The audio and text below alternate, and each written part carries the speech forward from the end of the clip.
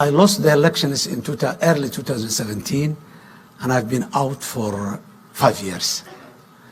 Throughout that 5 years, I have been trying to reflect, of course, not me only, but as a team, my political party, my team, the intellectuals and the groups.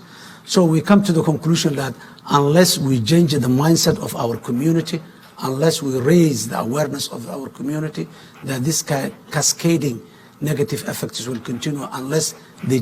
So we started formula. Shabab cannot be, or terrorists anywhere they are, cannot be defeated militarily only.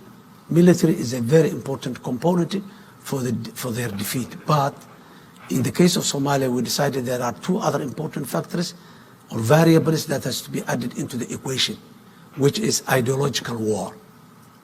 Shabab we have in Somalia is a faith-based organization. That's what they claim, hiding themselves in Islam, which is not true. So we decided to establish a campaign that we make our people understand these are not, what they are propagating is not Islam and has nothing to do with Islam. They are a group of mafia covered themselves with a blanket of Islam. So the responsibility of the state and the elite group was to uncover this so that the people can see these are not. So that's one area that we started and organized the community. The other way was economic. They were collecting a huge amount of revenue from the local people. Closing those tabs of the financial resources was another target.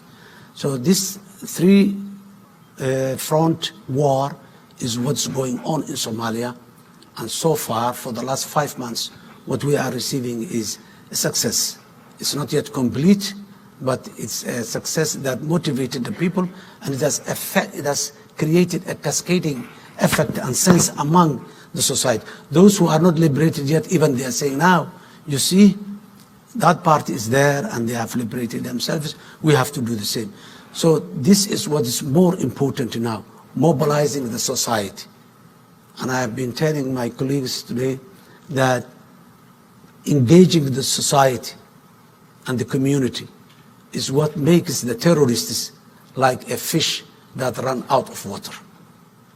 They cannot exist without the community.